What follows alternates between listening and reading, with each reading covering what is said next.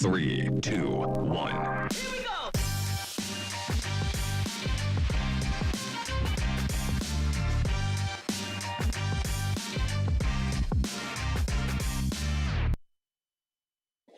Hey, we're back. Happy Friday. Holy shit, it's been a long week. I don't know about everybody else, but the industry is on fire. Everybody wants to book freight. Shit's costing a fortune. Oh my God. Now we got vaccines we got to talk about. We've got so many great things going on, and we've got great guests. So thank you for joining us today. You should see us streaming on the FreightWaves. I'm looking at it right now and seeing if it's going to come through the FreightWaves LinkedIn show. You've got LinkedIn page, you've got the FreightWaves TV, we've got YouTube. So I'm keeping an eye on all of it so that I can see your comments, because you know I love looking at the comments while we're live. We are going to be talking today about the vaccine and the OSHA mandate and what's around the corner. I will tell you right now that I have a lot of people asking me about customers requiring the drivers to be vaccinated when they come onto the premises and what to do about that. Also, federal contractors, and they are required to have and hire carriers that are vaccinated. So we've got a lot to talk about today. Here are our guests. We've got Mark.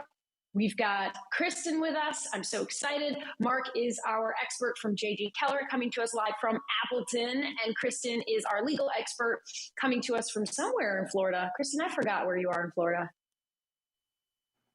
Tampa. Ooh, Tampa, nice. And how's the weather there? Beautiful. Gorgeous as usual. Everyone should be jealous. Yeah. And Mark, how you doing in Appleton? Is it snowing yet? We'll skip the weather report, but it did snow last night. Melted kind of during the day. It's about maybe 35 and gray. So typical winter weather up here in beautiful Wisconsin.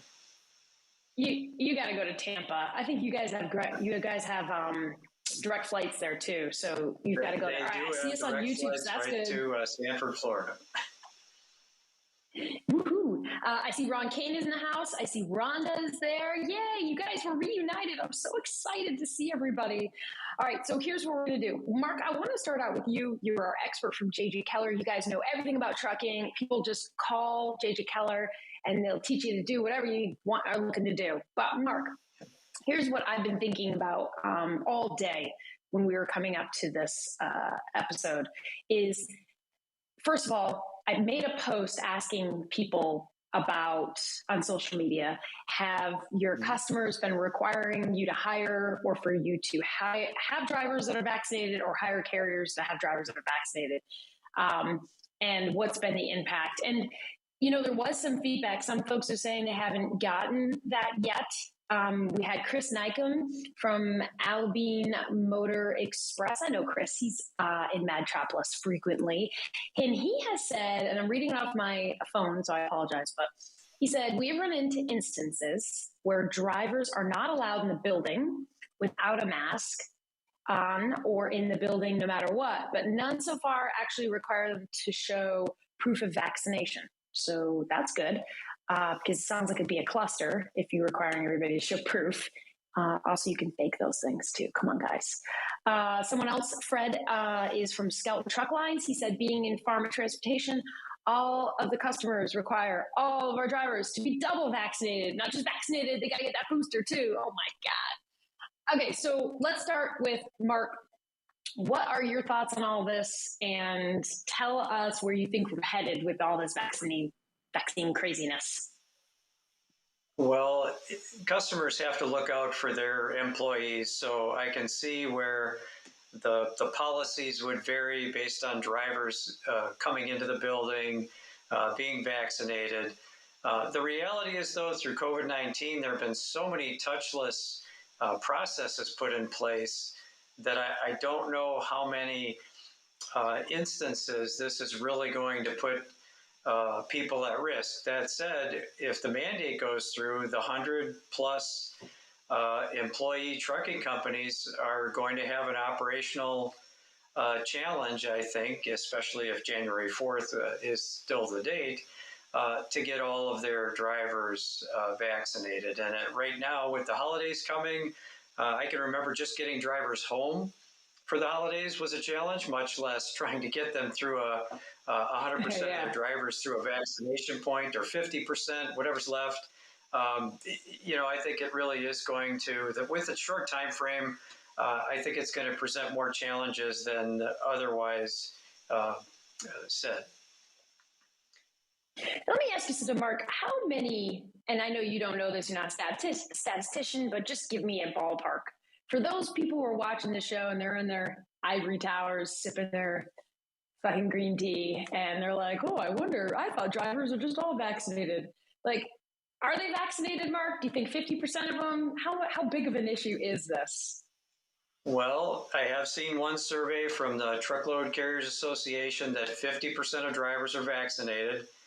But the other side of that coin is 62% of the unvaccinated will choose not to be vaccinated. So if you can imagine those numbers, if those bore out across the entire trucking population, that could be an issue. But let me throw one more, I don't want to say fact, but factoid. 97% of trucking companies are 20 employees or less. Mm-hmm. Of the 1.2 million trucking companies in the United States, 97% of them approximately are 20 employees or less. So when everybody's freaking out about this OSHA, Biden's mandate, whatever, it's really not going to apply to the majority of our full truckload carriers. I certainly don't see it that way. And there's been quotes from the Labor Secretary, Marty Walsh, that has, in so many words, said that solo drivers alone in their truck won't be under the vaccine mandate. But really, I think many in the industry are looking for confirmation specifically. Under the job classification, I looked it up, that was in the final rule, or the rule, the emergency rule, that logistics, transportation and logistics people are not in the list of professions that are required to get vaccinated. They rank as a high percentage of outdoor activity and so on. So I see it as a very small percentage. However, for the 100 plus truck companies, it's a big deal because of the potential migration from them to smaller carriers, or those drivers wanting to go get their own truck right now. Spot rates are great, but truck payments are also equally as great. So those are the dynamics. It's a very touchy subject, as you can imagine.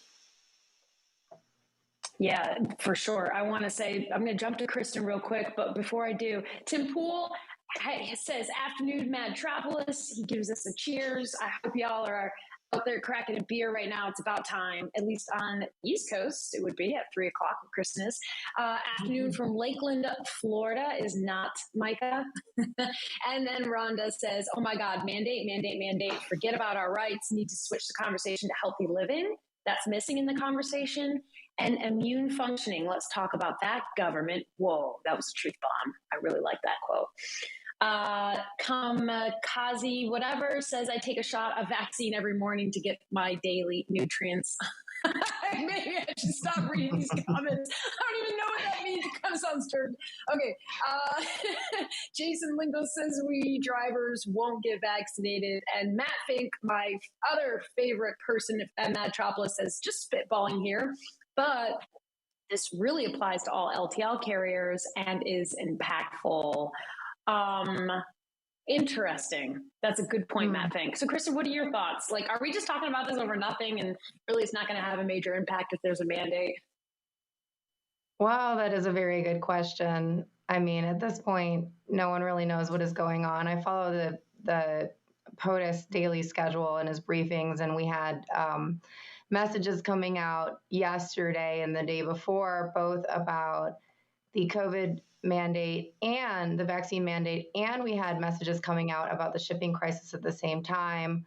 So we see a lot of really fast moving action trying to get things under control on both of those ends, but a lot of times they're contradictory, and what we end up with is just a big mess of information.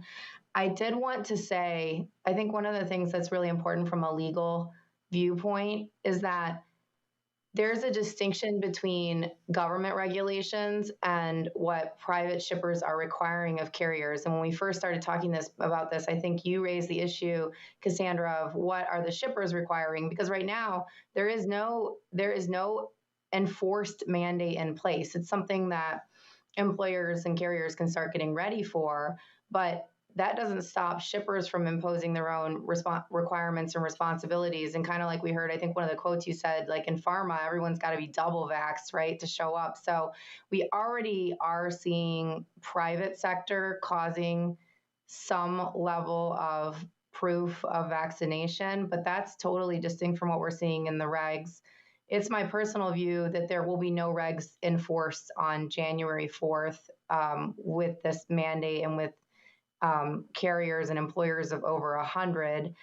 I do think it's wise to start getting ready for it regardless. There's a lot of pressure now, and that's what we've been seeing in the briefings over the past couple of days with this new variant floating around. We're seeing a need for kind of swift action, or at least a desire for swift action coming from the administration. So I think we need to get ready for it, but we do have a counterbalance to the actions being taken by the administration, which is the court systems. And right now, there are 2 circuit courts that are handling this issue and that have caused current enforcement to be stayed to the point where OSHA doesn't even know if it can be getting ready for implementation, which is one of the reasons why I think that January 4th is just not going to happen.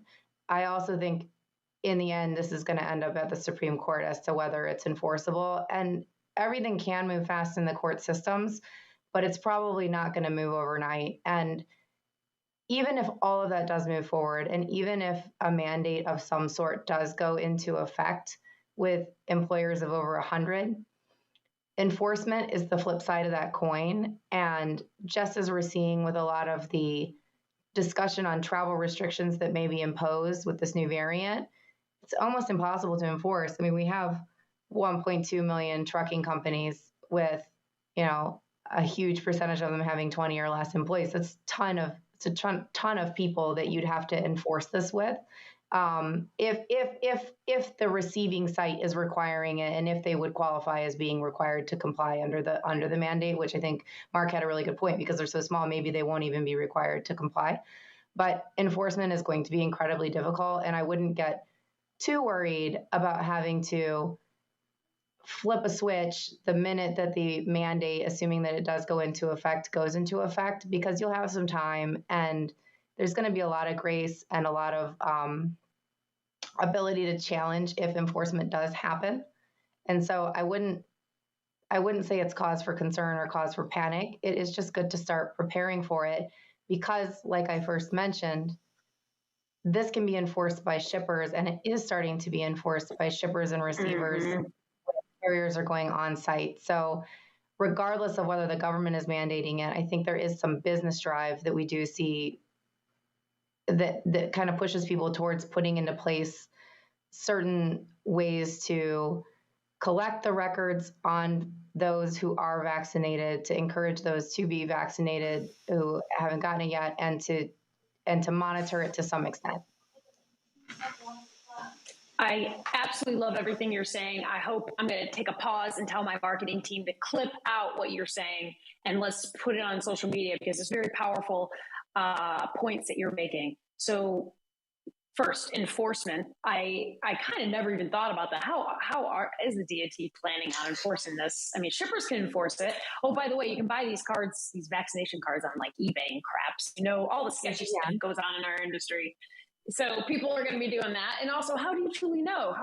Whose resources? They can't even enforce the drug laws that are in place for all the vaccinations. And then for those of you who are freaking out, I'm going to say something that Kristen can't say, because Kristen's in this, fancy law firm. She's named partner. Look at all the books behind her and stuff. She's not your lawyer, and this is not legal advice, and neither am I. But for a lot of people who are concerned about the vaccine mandate, especially if they are a federal contractor and they're getting those contracts that say, oh, every driver that comes on our property has to be vaccinated. Well, they call their lawyer and they're like, oh my God, what do I do? We can't find carriers who are all vaccinated. Like, come on, y'all, let's be real here. Every day we're measuring risk. Every day. And most of those contracts, most of y'all are in breach of anyhow. I mean, they give you 56 pages of requirements for the drivers to show up practically tap dancing. So you're in breach of it anyhow. So the vaccine, when it comes to risk versus what is reality, something to think about. I will tell you guys, Ron Kane, at the same time Kristen was dropping these truth bombs for us, he said almost the same thing, Kristen.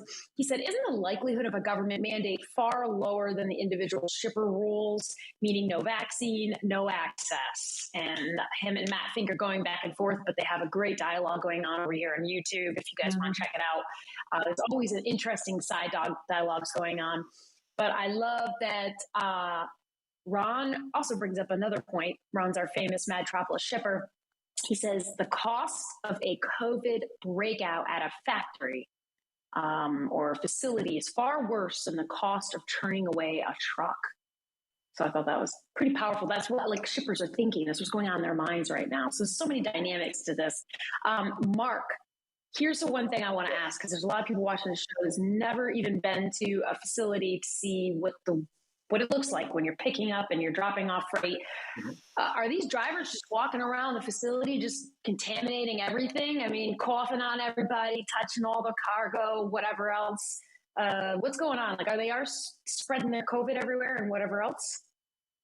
Well, it would be wonderful if shippers treated drivers that well and let them go places. But oftentimes the drivers have to sit in their truck until they're called.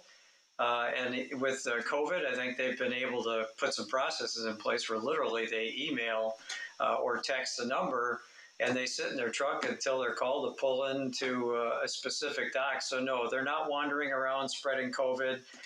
Drivers are very respectful. They're lucky to be able to use the facilities at many places. So no, they're not given a open pass to go walk around the halls and spread the latest variant. How busy are you all there, JJ Keller, with people calling you about masks and vaccines? Like, our truck drivers, when they come on, or they all have to wear their masks? And are people really busy calling you guys to figure out how to manage all that, or is everybody just kind of throwing it up in the air? Yes, our workplace safety team is extremely busy with masks and vaccine questions. Our customers are trying to get policies in place in the event that they're mandated. Some want to put vaccine policies in place and they want to get it right.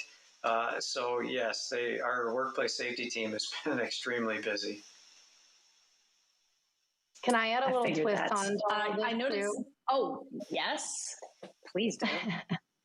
So I'll call it the Florida twist, but I'm sure the other states are doing this as well. We get questions about this constantly, but in Florida, we're getting statewide pushback on the ability of employers to mandate that their employees are vaccinated. And that can also be accompanied by certain penalties. And so we are getting constant calls about which law actually governs. And it's a very tricky question when you have states that are in combat with the federal government, which is what we're seeing here. So I don't know that allays anyone's fears or helps anyone with figuring out how to comply with all of this, but it is something that all employers need to look at, and especially in the trucking industry where you have people all over the nation. And so you have, 50 states that have rules that may apply to this. This is not a simple issue because you have a state like Florida that says, hey, you can't do this. And you, employer, are going to get in trouble if you remove that. And that's the thing you're supposed to do, by the way. If your employee is not complying according to the federal mandate, you're supposed to remove the employee. Well, that means get rid of the employee. Well, Florida law is saying right now you can't do that. And so whose law do you follow? makes my job real fun, but it's a huge twist for the employers. And I think it adds complexity. I think it also adds defensibility if you do have a state like Florida that says you can't do this. And for some reason, there was federal enforcement against you for violating the regulation. It's only reasonable that you'd be able to say, well, I was complying with state law here, so you can't fault me for violating the federal law because I'm stuck between a rock and a hard place. So that's a twist we're dealing with. I don't know if you all have been dealing with that in other states, Mark. I don't know the specifics of the individual state versus Fed collision, but you're absolutely right. I could see that being a very sticky issue. What I will comment on is, the soft enforcement and the reality of anything I've seen regulation-wise. The ELDs is a good example. Good faith effort does get rewarded. I think that any employers that show due diligence and a good faith effort to comply, even if this does go through, I think that's where a lot of fears can be allayed with, oh my gosh, what are the COVID police going to be out checking cards on January 5th or 4th? Or how is this going to play out? It's just not the reality that there's that many enforcement people out there checking cards and able to enforce this as some might believe. I noticed that Amanda Miller joined us.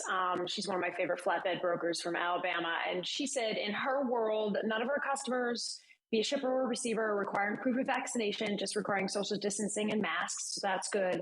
Ron was saying that for some of the factories that he deals with, no vaccine, no access rules are in place. It's been interesting to see this conversation. I see that Next Exit Logistics joined us from Texas. It's Texas, Chandler. We all know y'all are doing the vaccine craziness.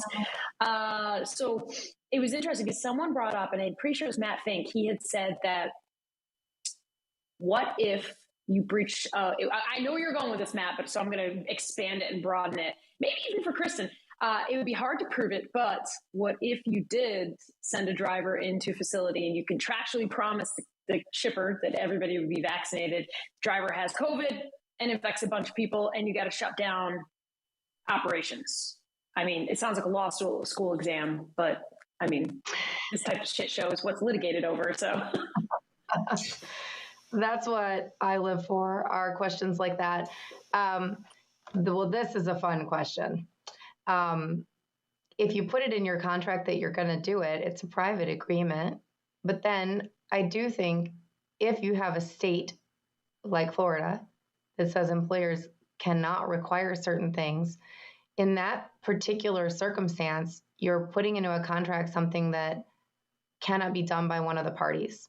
And everyone, I would say, is charged with a certain level of knowledge of that if they're conducting business in that state, if you just talk about it in this particular state.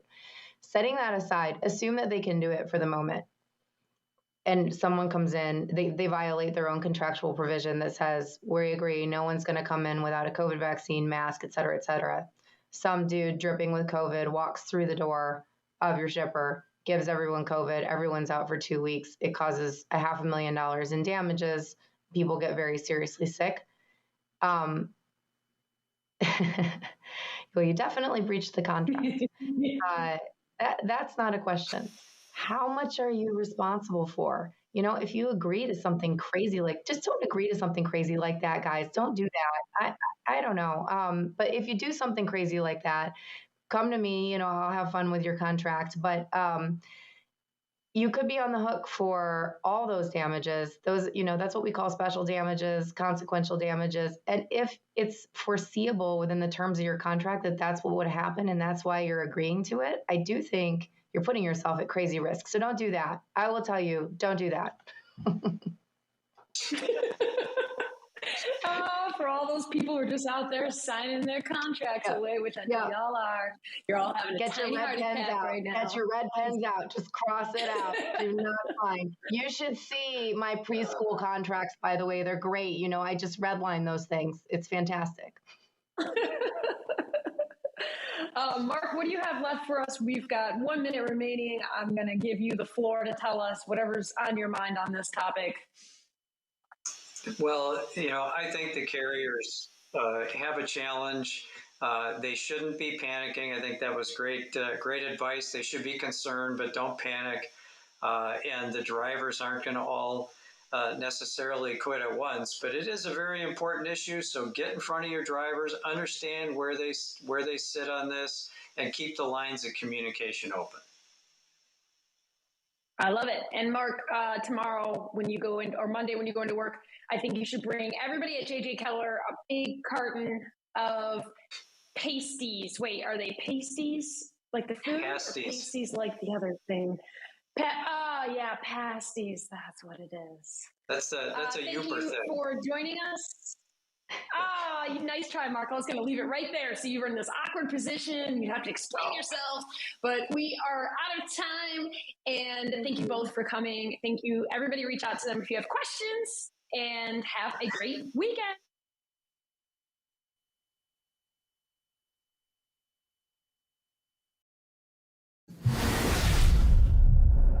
LTL brokers know that smooth automation is the name of the game.